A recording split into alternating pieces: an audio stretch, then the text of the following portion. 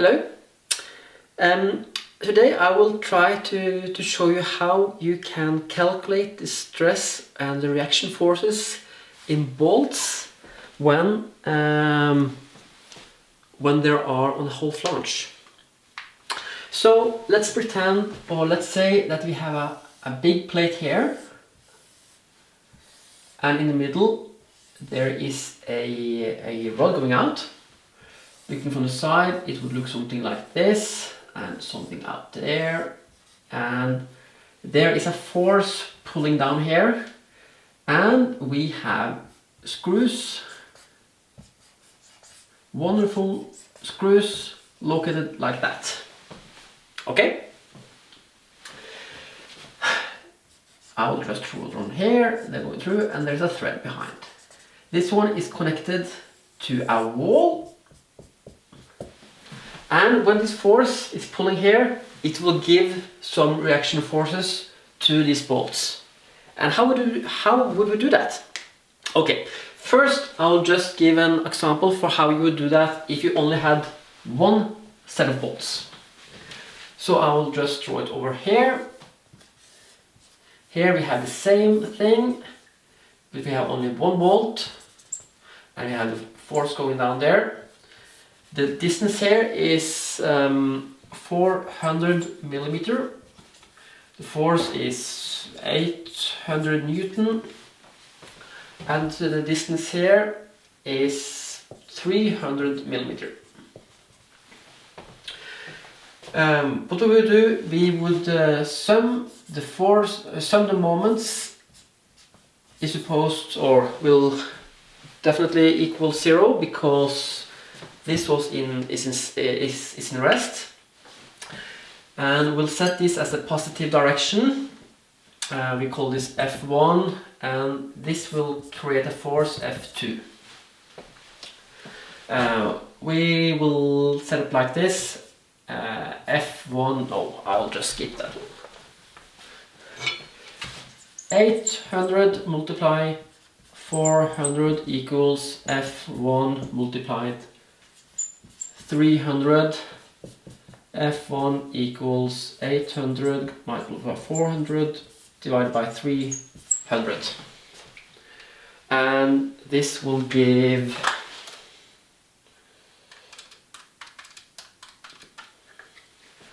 F1 to be 1066 Newton. Okay, that is easy. But now, let's pretend that we have a second set of bolt here. So this one is same, this one is the same. So what I can do is I will just add one here plus F. I will call it F, this one 2, this one will be 3, multiply, and the distance here is 100. 100. But the problem now is that we have one equation and we have two unknowns. If we had if you knew some relation between them, like perhaps that this one is 100, this one is 300, it might be that this one is like a third of this one, but we don't necessarily know that. So that's why I will show you another way to calculate this. I'll just erase a little.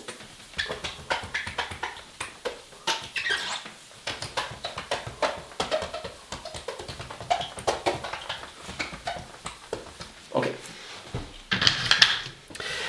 So, the first thing I will do is I will just remind you a little about like a beam element. Let's pretend we have a long beam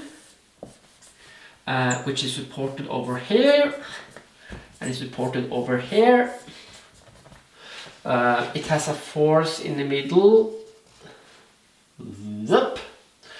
and it has a length, and the force is in the central.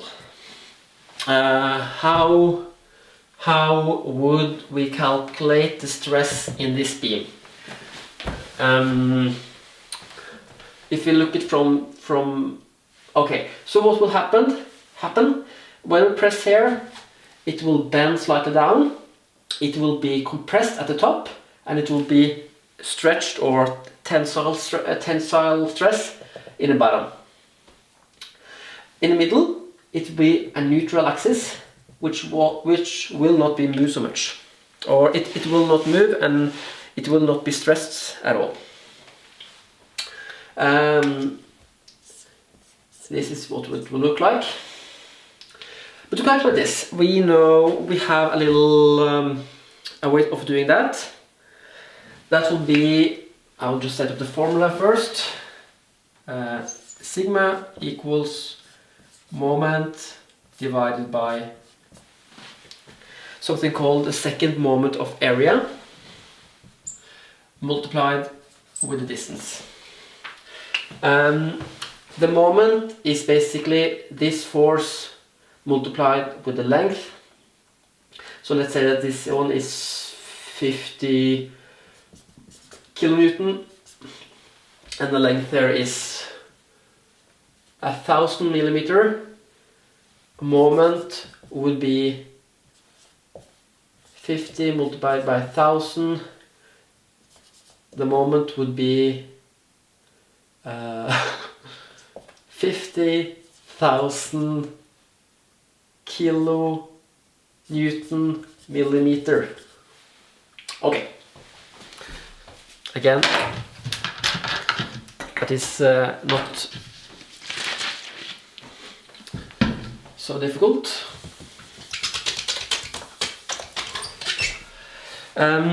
What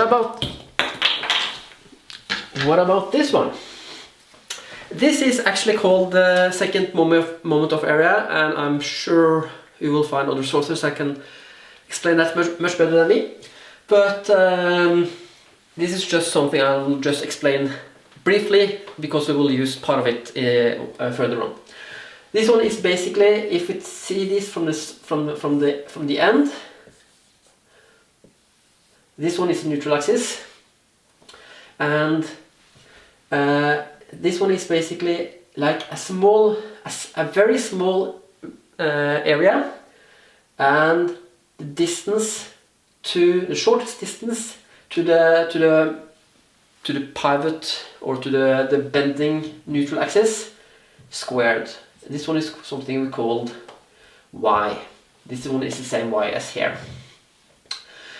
For any object that can be calculated, but for very known objects like a square like this, it is you can find it on the table, and it should be familiar to everyone.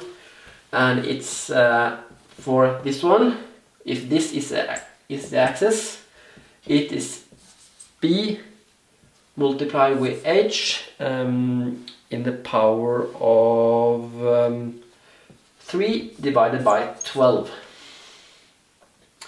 So, and that makes sense. I mean, if you would double the width of it, it will be double as strong. If you double the height of it, it will be 8 times as strong, because it's 2 in the power of 3, which is 8. Yeah, that's correct. So, if we were to calculate this, we would take the moment, which I've calculated here, divided by this one. Still remember, use millimeter. And then, if we were to calculate the stress in the outermost fiber up here, we will also calculate multiply with y here, and that is important.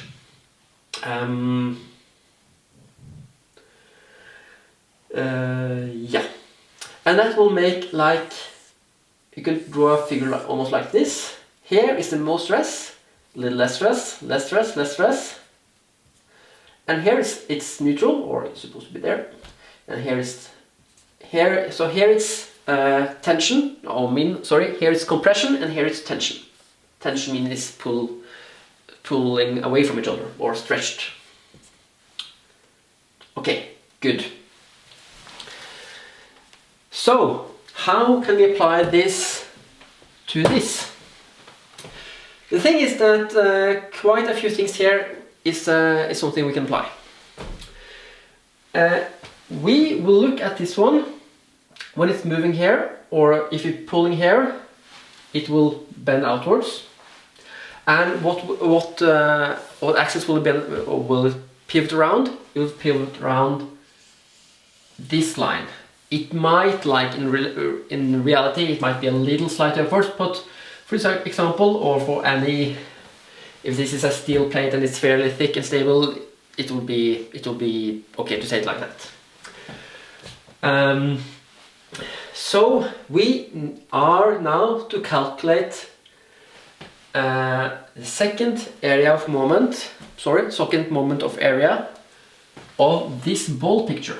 And another simplification we make is that we put all the area, or the tensile area of these bolts, these 4 bolts, in just one point. I mean, actually it it has some outstretch, but again, it's a simplification, but it's fairly okay. So we will calculate the the second moment of area for this bolt, or I mean for the whole ball picture. And as I said, you take an area and you multiply it with the square of the distance to the pivot axis. And for this one, I will just, for the example, I will say that this is a M12 bolt, which has a tension area of 84. M12 has a tension area of 84.3 millimeters squared. So to calculate the second moment of area for this bolt image, we will multiply the area with the distance squared. And we will do it for all of them. So it will be, the area is the same for all of them. And there are 2 bolts at this line. Remember, now we are taking that this is the pivot line. And it was 100 millimeter. So I will separate this 2. So I'll say 2 multiplied with 100 millimeter.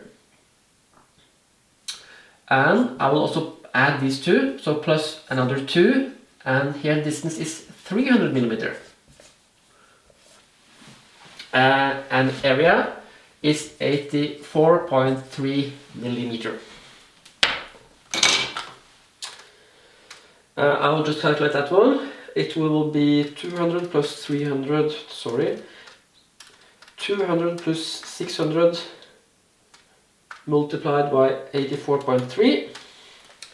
And that is, so EX, again I will call this the bending axis, is 67,440. So this is millimeter, and it is, oh, this is not correct at all, because you will need to have this in the power of 2. Okay, again, I will have to set up the brackets then. 200 squared plus 2 multiply 300 squared. It will give you me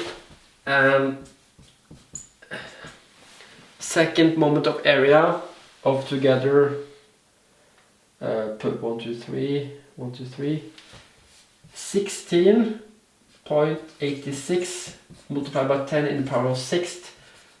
So this is millimeter and this is squared, and this is millimeter squared, so it will be in total millimeter to the power of 4. That is the yeah, I can't remember what that is called. Anyway,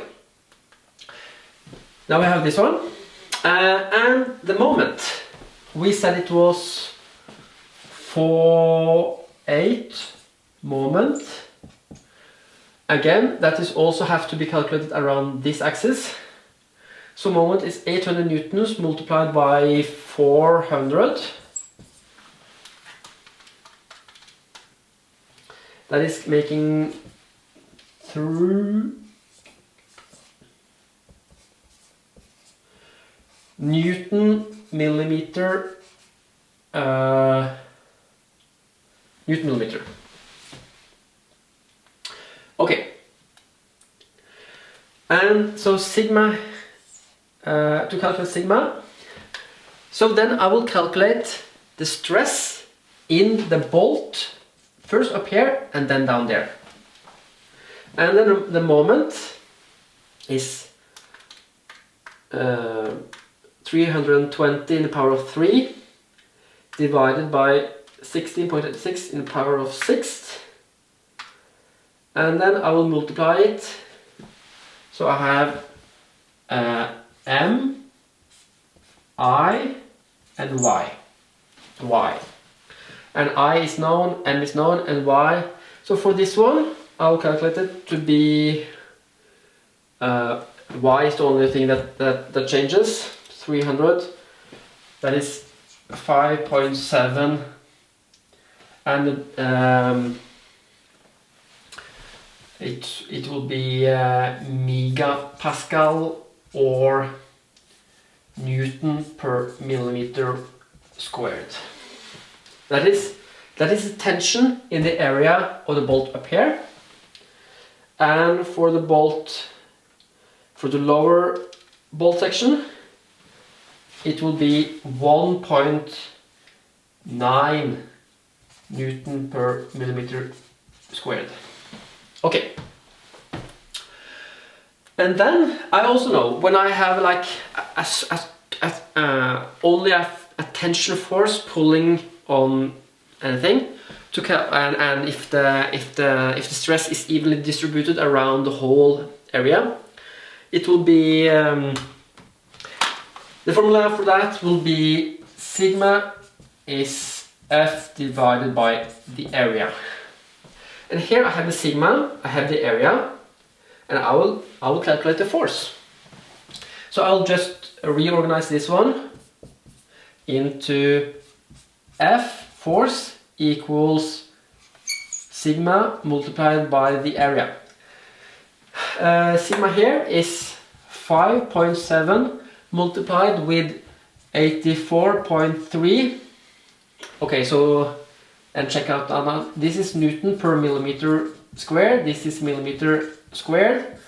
This goes against each other, and it will be 5.7 multiplied 84.3, 480.5 Newton. And for the lower section,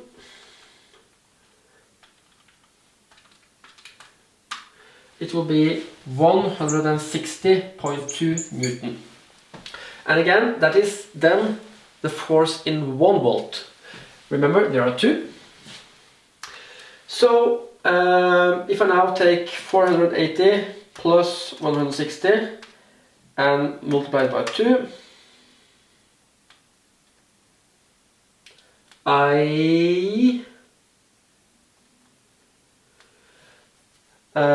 yeah, okay. And this is how you calculate the stress in bolt on a whole flange. Okay. Another thing that is neat and nice to know is that we could also have done this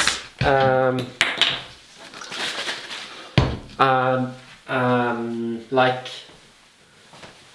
not the opposite way, but let's pretend that we include, so this force is what I draw here, and let's say we have a force this way as well.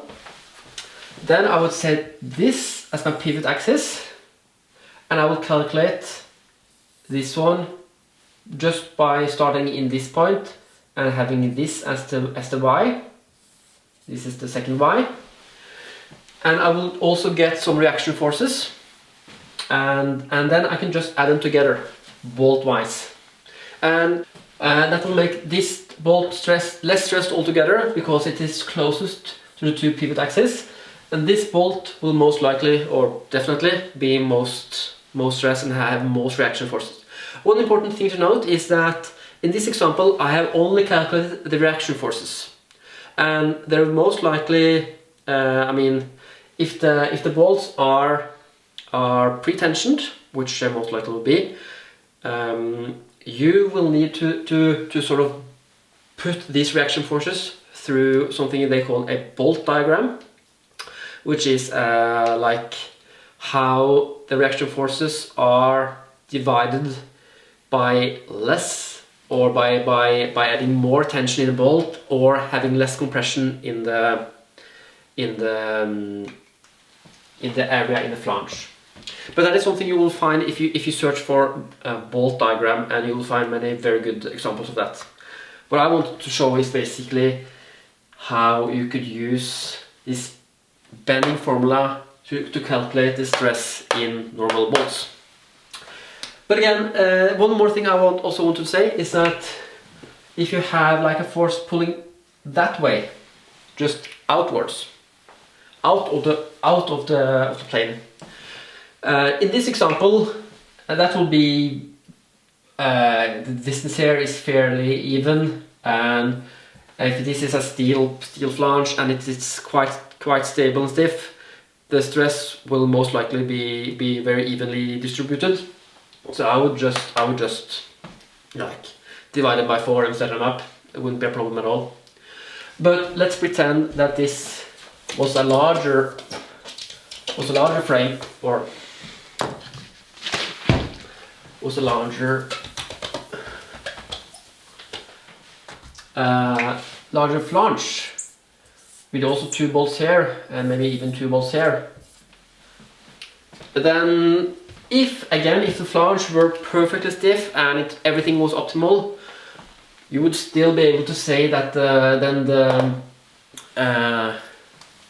the axial force is divided by all the bolts, but in reality it won't be like that. The flange will deform, and it will be the closest bolts that will take up all the forces. But that is just how it is. If you are to check this more thoroughly, I would recommend you to use like a simulation module in SolidWorks or anything like that. What I would do is to like set up a split line behind, fixture it, add the force to the simulation, run the simulation, and afterwards read out the reaction forces. I'm pretty sure that is possible in those programs. But so to summarize, the reason I started with this is that I tried to find a solution myself, and it wasn't so very obvious, and I didn't know. So eventually I found a very good book that described this.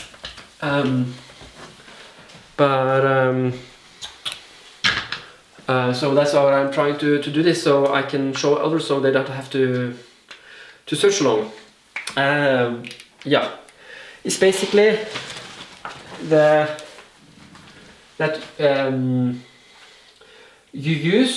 you calculate the stress